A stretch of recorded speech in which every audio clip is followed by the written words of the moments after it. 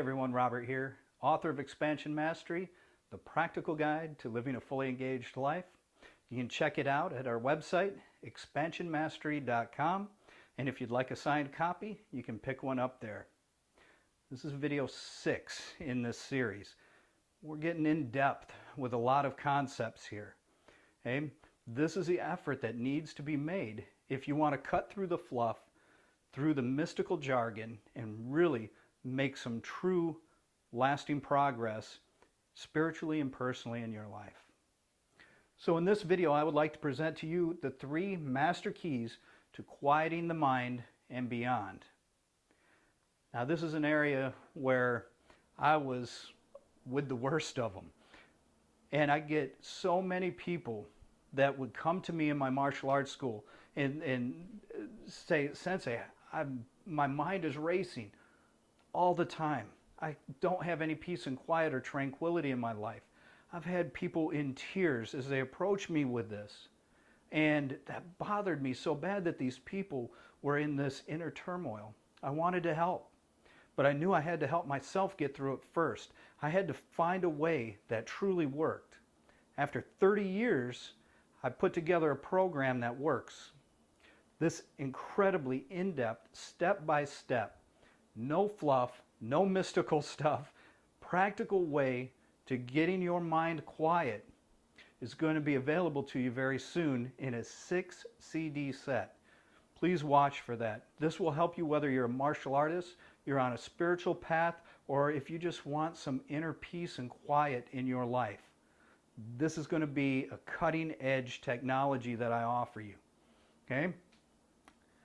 For now, we're going to address quieting the mind and beyond and give you 3 keys that will help you start to get there, start to give you a little relief. Okay? Key number 1.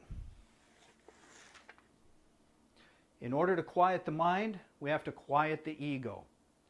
Ouch. I know, this hurts. Hey, nobody ever likes it when we address this topic. But let me explain something to you.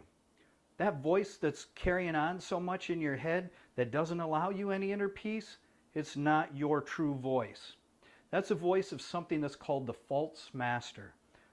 What is this mystical false master? It's your ego.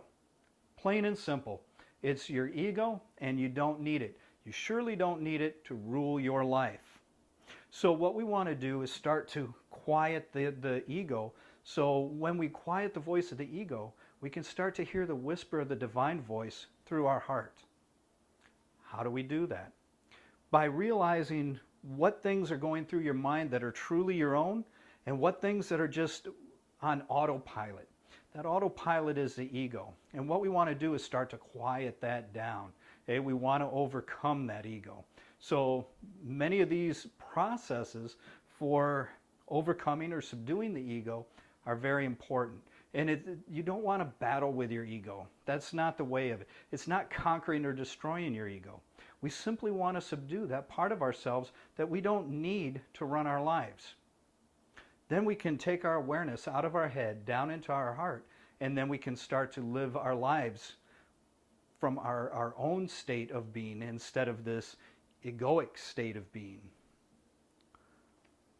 Number 2.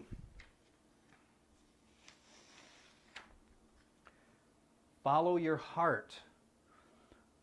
See what we just did? We just dropped out of the head down into our heart. As we're in our heart, focusing on our heart, that is where we hear the subtle whisper of the divine voice, the voice of our spirit that's guiding us 24/7. The ego is louder than that, and it drowns it out, and it keeps you separate from yourself. And what we want to do is learn how to follow that. Okay? Now, people make the mistake of assuming that whenever we follow our heart, we're being romantic over everything. But this is not really true. Okay? That's a great way to try and rationalize why you shouldn't do it. But living from your heart is about far more than only your romantic life. It's learning how to feel and live at a place of openness and connection with all. Okay? Where you have spirit, okay, your essence in your heart, you cannot have ego. And where you have ego, you cannot have your spirit or essence. So you can see that when we quiet this, we get this. Okay? Master key number 3. Connect to your true self. So this is sort of a succession here.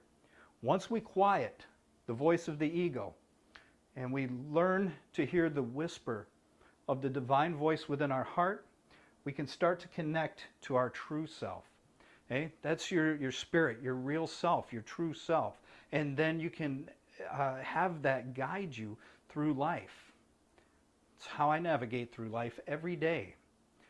I ask for this guidance and all the time. What is going to be right for me? Some projects I have to say no to. Other projects I want to get on right away because I know it's going to serve so many people in such a huge way. So these 3 things, learning to quiet your ego, will end up quieting the mind. Following your heart will help you to quiet your mind. And then connecting to your true self. Okay? When you do, the mind will be able to become still and quiet, and you will have that peace that you're searching so diligently for.